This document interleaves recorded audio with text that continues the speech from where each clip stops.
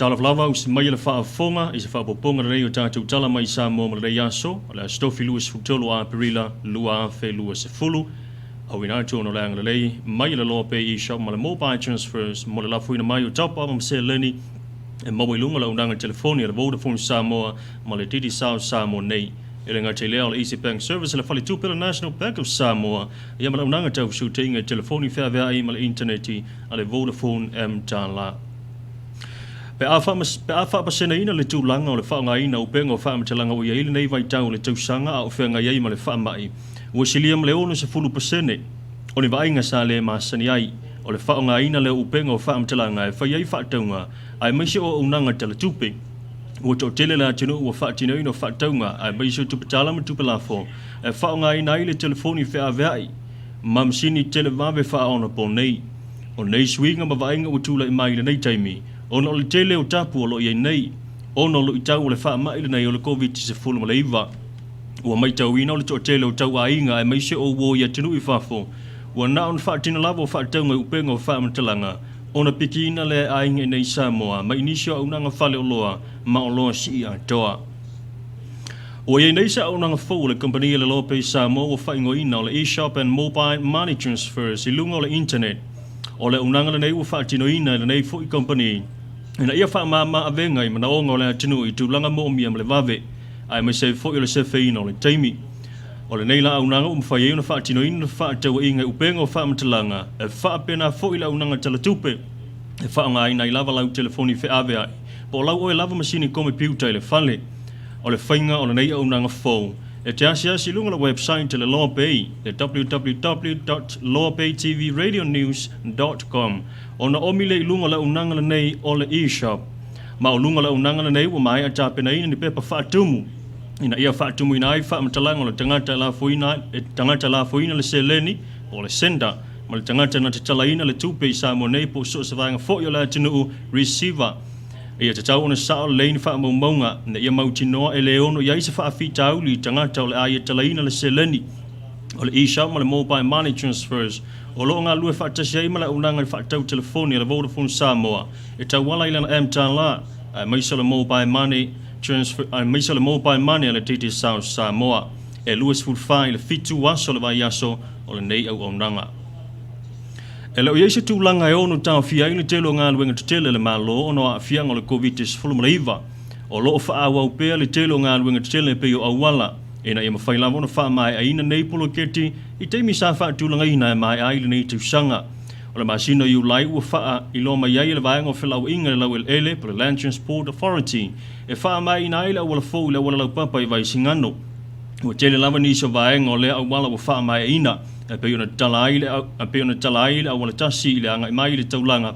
Ai maise le whitaula inga o ala le intersections i le anga i antu i le mta autu. O le awala lau papa i mali o leo sabla uli savai. Fai loe le ofisa silo pulenga whilau inga lau ele le LTA. Wa leo tōma maa fu i se teimi o na tala ina lea. Ma o lea wha ngā ina i upenga o wha mtalanga e wha salau ina i leo musaina. O le nei awala.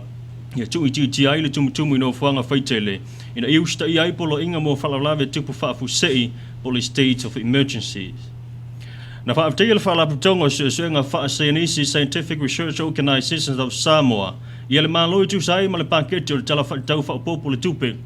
Les a folaina i le parlemene i le sofito a perila le stimulus package les a faasoasoina ai le ono se fulu ono tesi ma le 3 miliona mo au nanga SS le malo ai mai se le faasafu atu lea mo le tinu lau tele i le nei vaenga le fu isa fa matu ai loa le malo le tino i tupe e lua tesi ma le 5 miliona mo le whaalaputonga le nei o le SROS ina ia mawhai o na whaawina ai le ngau sia o nisi o loa e pi o whalau mata, su au e whaile avoka, maisi o whale natura, a wā lavalo tātu o tinu umole nei taimi.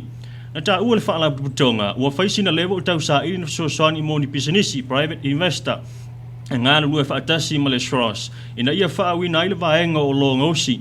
O le ala tonu na nasa o miai o le tāo fia le telo ngā luenga mo le ngausi ina o nei o loa, ai pe tai o le fesoasoani nei ele malo, o lewa wha pēnā o na toi anga i lo le wha la tonga ina i toi wha awa wina nisi nei o unanga mo le manuia lau tele o le atunuu. Ua tolu nei aso talu on au maile wala au ma se talo sanga le Maota o tinam te mama tutura Mapuifagalele mo se fesoasoani i tau mawhitanga mli iso tūlanga mo o mia a wale tausia ina o nei mtua tausi. ua moli mawina nei le tau whai anga iantu o tangata taito tasi a maiso whaala tonga mriso pisinisi ta o ina iai ala tau fesoasoani o whenga iai mana nei teimi whainga tā o le wha maioti.